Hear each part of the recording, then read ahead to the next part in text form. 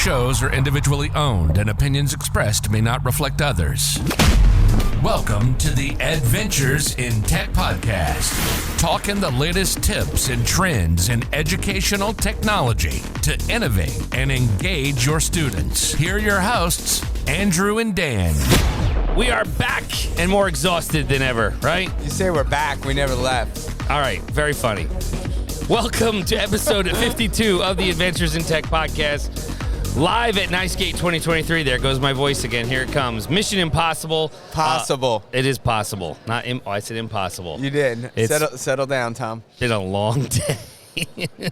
I'm Andrew. We got Dan. Art's back again. And we have a new distinguished guest, our good old friend, Mike Kealy. Mike, welcome to the show.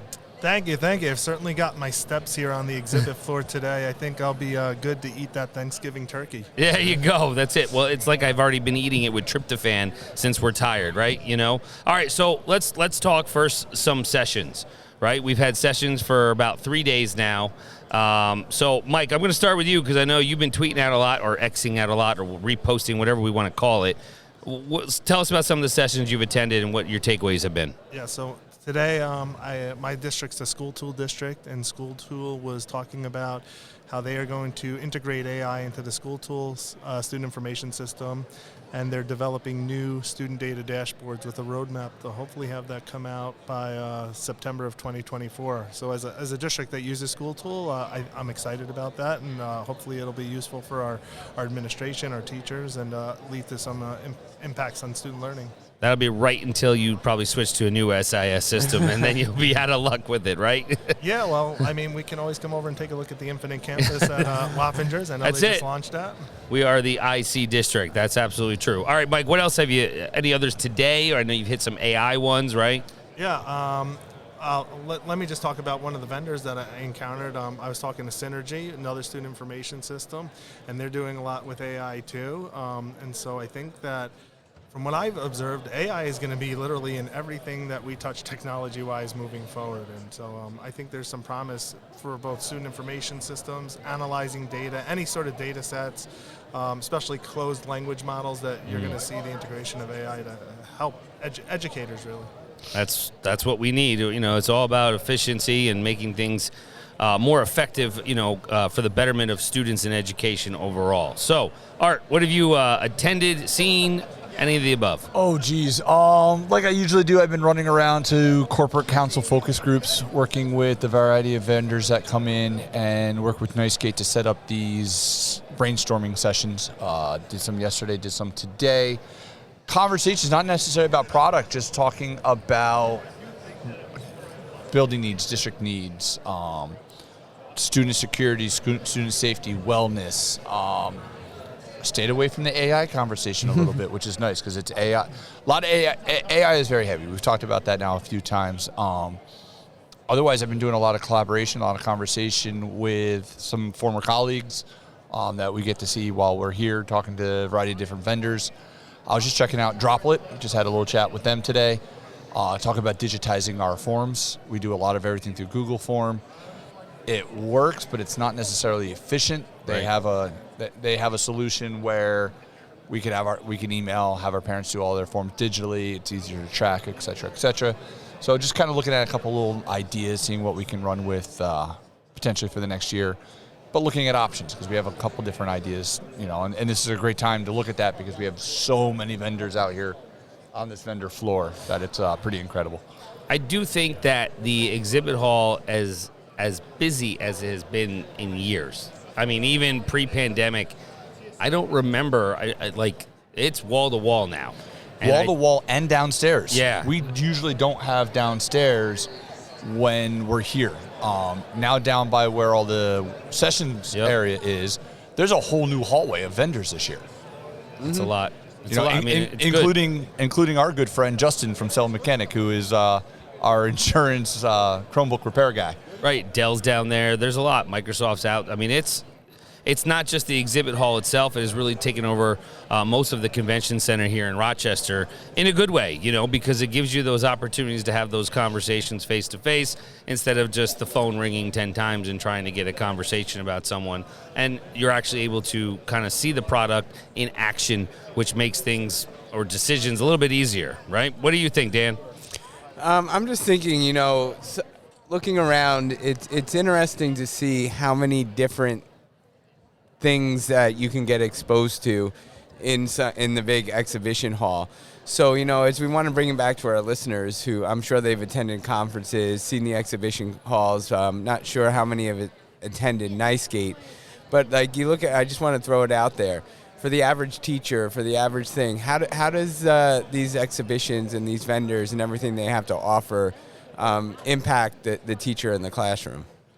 Right, and there are those products like IXL and Code.org and Edpuzzle and Nearpod and all of those applications are there that are able to give you tutorial sessions or model their products, maybe with some features that you haven't known. There's a ton of different kinds of display panels on site here as well that you're able to kind of literally manipulate and play with to see, well, all right, they're different in many different ways, but what separates their product apart, and that's kind of what they're doing here, and you kind of get the opportunity to see, is this something that's going to be more functional and relevant in the classroom for my teachers, for my students, for my colleagues, etc. Yeah, and when you're here, you can go from one vendor to the next, and this year there is a large variety of ed tech vendors here. In years past, I find that there was very heavy on one product or another. I think last year was very interactive display heavy. Yep. This year there's a huge mix. And what's nice about it is that you go and look at one product and you say, okay, you get to play with it, get to dabble with it, hands-on, go down several booths, check out a similar product that does maybe does it a little bit differently, maybe a little bit better, a little bit worse, whichever. But you can hit all of them right now, and you're not sitting there on vendor calls or demo calls. Get it done now. And also, a lot of these vendors do like little PD sessions. Mm-hmm. Yep. Whatchamacallit, Nearpod's not too far away from us right now at this moment. The Loud and Rowdy bunch. The Loud and Rowdies. They've been running different sessions. Promethean runs a bunch of sessions. So when you're here, if it's a product you're looking into or it's a product that you currently have, you can sit down with them and learn a little bit more. You get the test drive stuff. When I was on the exhibit floor, I came across a vendor, ProSource, and they are building a gamification platform and curriculum for K through 8 students that centers around project-based learning and getting kids engaged, hands-on. They even had a nice little video sort of overview of their product that I can bring back to the district, to our curriculum department, to teachers in our district, and have people take a look and see if it's something that we're interested in. But I think leveraging the kids' interest, the gamification, the competition among students, I think that can really get them engaged. So I'm looking forward to taking a look at that one. And tying in the PBL, that's great. Yeah, we'll definitely have to check them out. That's a good one. So there are some more sessions. Dan, talk about some of the sessions. I know you hit on one earlier in an earlier episode. I got up bright and early today and hit an 8 o'clock in the morning session with our after a 50-mile run. With our good friend, friend of the podcast, John Redeker, talking about the obsolescence of everything and the obsolescence of technology and the need to continually adapt and grow and push forward. And I think that's been something that has always been present in education, that things are going to come across, and sometimes it might be the bright shiny object that's there, or something might just be an antiquated system that is no longer relevant to where we're going and what our needs is, and it's how to look. And he gave a nice inspiring lesson, very interactive, conversational with the attendants about looking at instruction and technology, and realize that there is an obsolescence to everything, and how do you always have to look beyond the obsolescence and grow and adapt and always keep moving forward. That's great. Art, have you hit any sessions itself, or besides the two that we presented on, or have you been just occupied with other things? No, unfortunately, I've been really occupied. I did get to preside over your guys' presentations, which was awesome yesterday. I liked watching those aha moments of a couple of the people within your groups yesterday. Right. I hadn't necessarily gotten to play with Brisket. Brisk teaching. Brisket. Dinosaur barbecue. Yeah. Oh my God. We know who's buying tonight. Yeah. So watching I hadn't seen it personally. I got to watch it as Dan was demonstrating she was a middle school teacher, and she was having that aha moment. And I got to sit there going, hey, this is pretty cool. Like, I'm watching the product itself, but watching this teacher going like, this is how I'm changing this. Like, you watched the gears turn at that moment, and you knew come, let's say, next Monday after the break, she's going to be playing with something like that. Those aha moments, and that kind of brings it back to where I was going about the exhibition floor and everything that happens here. You get to immerse yourself into something and really speak to people who are familiar with it or who are just curious in it and want to explore with you, and you get those moments. So I think that's the nice thing about these conferences, NYSCATE, the amount of community that's built in, because we all come here, we all attend sessions, but we all get the most inspiration when we're having conversations with people, conversations with a vendor, conversation about a product, and it sparks ideas, and you build a community here. And that's where I've been fortunate, especially today. I've had a lot of conversations with former colleagues, both of whom at this point are retired educators. They are retired directors of tech, assistant superintendents, but they're still here. They're still working with NYSCATE as volunteers, board members, whichever. And having those conversations with them. What are they seeing? What are they still interacting with? Because as much as they're retired, and as much as, like, even our esteemed friend Paul Rubio, as much as he has been retired. He's not retired. So I get to have those conversations with those individuals just about what is happening elsewhere. They're, asking me questions about what it's like going on right now. Like, what are our challenges? And still, like, they're still interested. They're still involved in our learning communities. So I enjoyed being able to sit down with those. One of those was my mentor, who originally pulled me into tech integration and started my career, which has led me to where I am now. So being able to have those conversations with her and just her vision of what's going on right now, those are meaningful conversations that we get to have while we're here.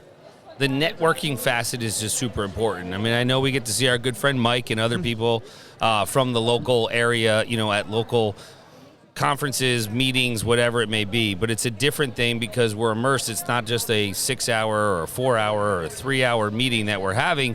We actually get to have off-the-record conversations, let's say, where a lot of the meaningful conversations and ideas just happen when you are outside of the normal workday because you are immersed in vendor events after, the exhibit floor closes, or NYSCATE events when they have all, like the dueling pianos was great last night. I think we can all agree on that. But we have those opportunities to have the conversations to really start to lay the foundational work of what we can do a year from now. We can look back and say, oh, well, look at that. We thought about this, on this day at NYSCATE 2022. Now look at where we are in 2023 and what's happening, and so on and so forth. I did want to ask Mike. Mike, you attended a session on Brush Ninja, correct? Yes. Can you talk about Brush Ninja for me? Yeah, so Brush Ninja is empowering students to bring art into their instructional day, into their classwork.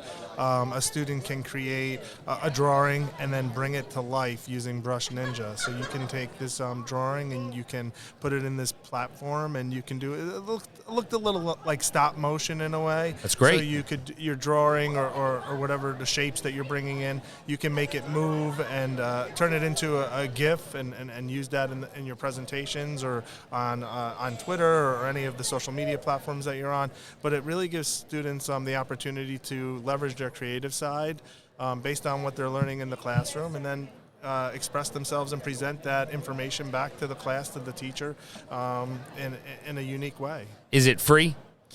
There is a free version of it, but like anything else, there's a premium version as well. But they presented the free version, and there seemed to be a lot that you could do with that. Robust enough for most of what the students may need, and that's where you want to start. And if somebody sees the value in it, then they're going to go into that premium version that may be more beneficial for how they're doing. I mean, stop motion is a big thing. I know we had talked about that with an activity in the classroom just last year, Dan. And we've typically done a lot of stop motion activities in Google Slides, right? And that was a big Jake Miller thing, that he would always, or Matt Miller, both of them, the Millers. It's just, we are the Millers. Jake, Matt, doesn't matter who, right? They would say that it was really beneficial to use the stop motion in within Google Slides. Well, now Brush Ninja's giving us an opportunity, another platform to be able to create this. And GIFs. Everybody loves GIFs. I'm glad Mike said GIF and not GIF. It's not a peanut butter, right? I agree, but that's a controversial statement. Hey, I had to work on my GIFs this morning. You know, we get some good conversations going, and you got to find that right GIF every day. So I just want to piggyback on Art's discussion about the networking. I attended a session on Saturday with Lynn Girolamo. She's from the Greece School District. I've seen her sessions here before. She's a past presenter, does really great work. Her session this NYSCATE was on AI and how many people are using it, how many students are using it, how many teachers are using it. And right now it's kind of like 50-50, which is an interesting place for technology. Usually one group or another is either behind or ahead. And right now teachers and students are really on a fairly level playing field. Everybody has an equal opportunity to learn and embrace and integrate this into their work, whether it's the student end in producing work or if it's the teacher end in developing lessons. And I thought it was just a really interesting presentation. And then similar to Art, I'm networking with people from Orange County, Ulster County. There's some friends that I've made over the years from Troy up in the Capital region, so the Capital District friends that I have. And it's a really great opportunity to see what all of these different schools, districts, tech integrators, facilitators, coaches, teachers are all doing, administrators. It's really great. yeah, even like last night, I bumped into a gentleman that I don't want to quite call it a startup cybersecurity company, but a newer cybersecurity company. Happened to just kind of bump into him in the late night, and we started chatting a little bit about the district, our district, our needs, stuff like that. Just ran into him about an hour ago. Had a nice long conversation, more just about, cybersecurity in general, education in general, understanding the BOCES, the RIC atmosphere that a lot of people, at least the vendors, especially new vendors, aren't necessarily familiar with. So we got to learn from one another. Definitely a guy I'm going to have a conversation with to learn more about, what to do with cybersecurity. We talk a lot about ed tech, on the podcast, in the office, at these conferences as well. But there's a whole cybersecurity aspect that's going on that our teachers aren't necessarily that familiar with. They hear Ed Law 2D quite often. Right. They're getting more familiar with that terminology and those needs. But there's a whole nother framework out there. Mike's in a similar situation as I am, both being tech directors, so we understand that language. But it's not something necessary that we're sharing with teachers or having them involved in yet. Two-factor authentication, and multi-factor authentication, NIST standards, which Kealy and I know too much about that the normal person doesn't. But these are conversations that we get to have here with other experts as we start developing the programs that we need for our districts. Art, I'm so glad you brought that up. I presented a session actually on Sunday about the NIST for the average user, part 121.5 of the NIST of the Ed Law 2D law. And really, it's educating our average users, our staff, our teachers, TAs, clerical. And MFA, I think if your district's not doing it, it's coming. We're doing it in my district. Many other districts are doing it. And it's like the number one recommendation right now from CISA, MSI, SAC, etc. It's also talking to users about the importance of protecting data, right? So I was talking to conference goers in my session, and I'm like, we have free conference Wi-Fi, but I wouldn't recommend logging into your student information system on it, making sure that you have a secure connection, knowing where you're transmitting that data. You probably don't want to be putting your credit card number in and shopping on Amazon on the free Wi-Fi, because it'd be easy for somebody to duplicate that network and steal the data. Authenticating just on other devices, Internet of Things, right? Copy machines, and that's becoming a new vector for attacks. So the average user has to start being aware of the threats that are out there. It's not just a tech thing, it's an everybody thing, and we all have a responsibility to protecting our network, and each one of our logins is a doorway to the network. It's like your house, right? Most of us lock our doors when we leave to go somewhere. If we're not securing our accounts, blocking our accounts, it's the same opening for a criminal to come in on the network. Right now, Mike, correct me if I'm wrong, but like you brought up multi-factor, two-factor authentication. By establishing that, to my understanding, if I'm correct, it cuts down spamware and malware attacks by 90% just by setting up the two-factor, multi-factor authentication for your district email. You're correct, but there is still ways around multi-factor, and one of the ways is the human aspect, the social engineering of what the criminals are doing. It's not foolproof. So what they're doing is that they want to try to get into your account, bang on the door per se.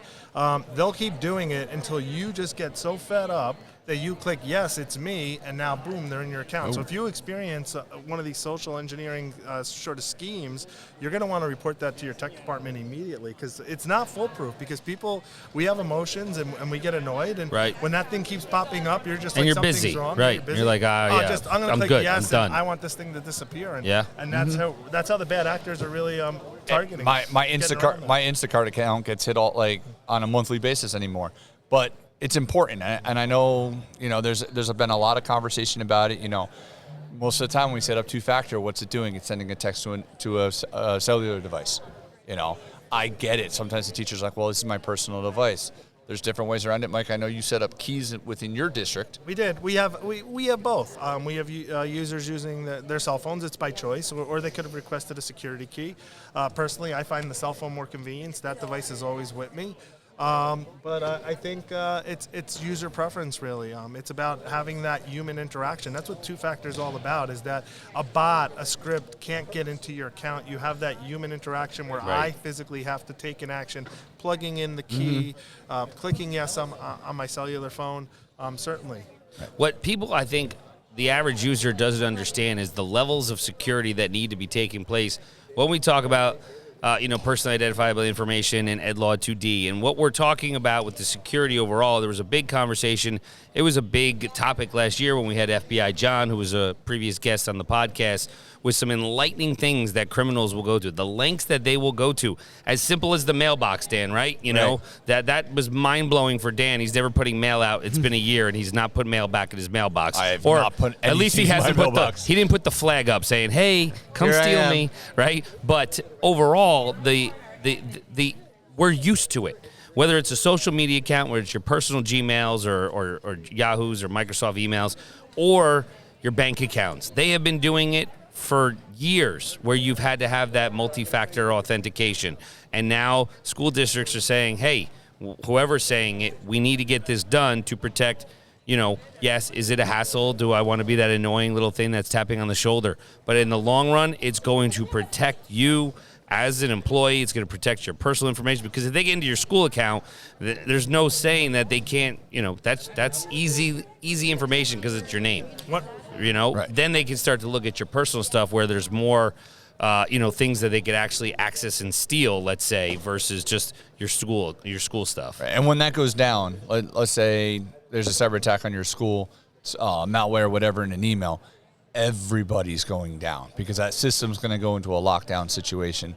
It's not something you're going to want to be in, because we're going to go back to 1994.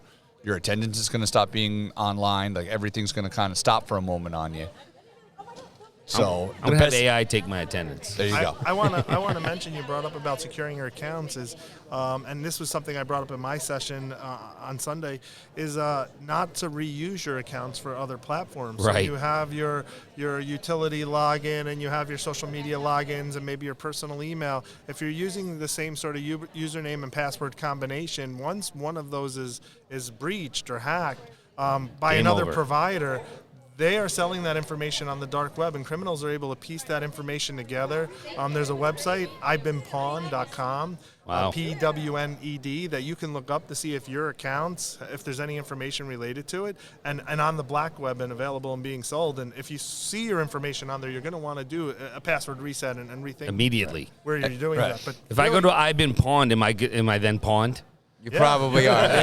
It's going to ask you for a login. There you go. But folks, listeners, if you're out there, step one, set up multi-factor authentication on your, at least on your email, especially your district email.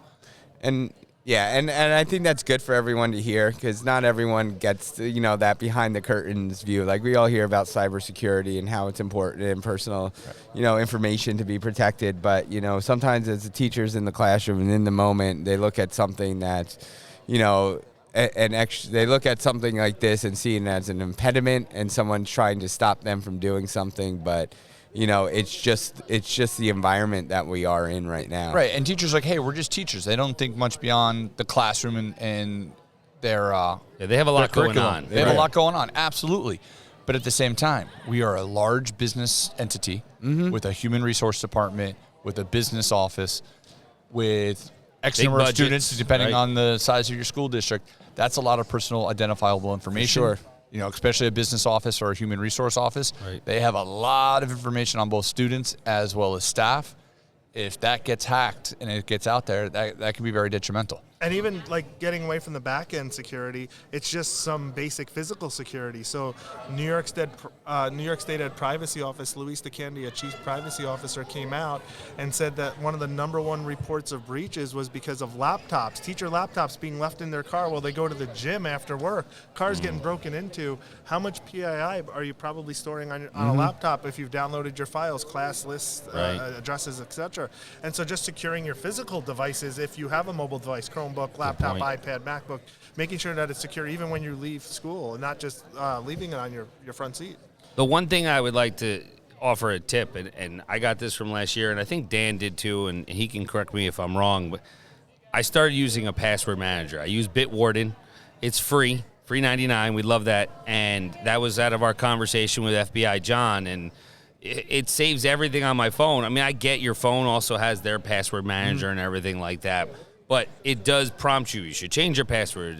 It's too easy to guess, and and then there's a password to get into the master password, and you can set them up and import them and then change things as needed. But we're always looking for something to make things easy, because I get it. None of us can remember all these passwords or logins and usernames, and then you reset it. But the big thing is you want to take that extra step, that extra layer of security to ensure that you're not going to have an issue down the road, because I've never experienced it, knock on wood. However, it's a nightmare if any of these criminals out there can get your information. Yeah, and teachers, students, whomever's listening, please stop taping your password inside your laptop or underneath your keyboard. We know where it is. So does everybody else. Right. Please stop. All right. Any final thoughts, Dan? Just final thoughts for today as we go through. Watching the exhibit hall kind of go down. I just see. It's one of those things. Everyone's out here vying for business. Everyone's here looking for customers. Everyone's here looking for ideas. But also, what's also here is you get to see options. And a lot of things we've been talking about with AI and everything with options is you need to immerse yourself into the environment in order to see what the options are there and what works best for you. So while you might not be here with us at NYSCATE, there's still a community online with NYSCATE. There's still regional areas. Go to X. Go to X or Twitter, but also have those conversations outside of your own personal bubbles, because you'll realize that other people are experiencing the same thing as you, or other things you're envisioning someone else has put into practice, and it'll give you the insights to go there. So just like, we're talking with our two tech directors here, is they're learning how to meet and how to network and how to fit the needs to make sure that everyone is operating in a safe environment, that everything's going through, and being able to weigh options, getting yourself involved into the community that you're working in with other teachers, other areas, going to professional development and attending regional conferences, going to meetups, sharing things online is going to be beneficial to everybody in the long run. Yeah, and Dan, that being said, follow NYSCATE. Oh, please, yes. Absolutely. NYSCATE is free to join. Definitely follow them. I know they are all over social media, Facebook, X, Twitter, whatever we want to call it. They're on all the major platforms. They host a number of meetups, regional conferences, professional development opportunities throughout the year. A lot of free stuff. Yeah. A lot of free stuff. Like, again, it is free to join. There's quite a bit out there. It is a great way to get started within this learning community. You'll definitely grow your network. And for those at home who couldn't make it to the conference, hashtag NYSCATE23, get a taste of the conference. People are constantly tweeting that out. Their sessions, their experiences, pictures, videos, GIFs. So it's a great way to... I love it, Mike. You're on board. Great way to get a little taste of the conference if you couldn't come up here. That's great. All right, this is going to wrap up episode 52. Thanks again for listening on all the platforms. Greatly appreciate that support. Until next time, Tech Hard, Work Smart, Live an Adventure. Find Andrew on all socials at A Nicola Tech and Dan at WCSD Tech DR.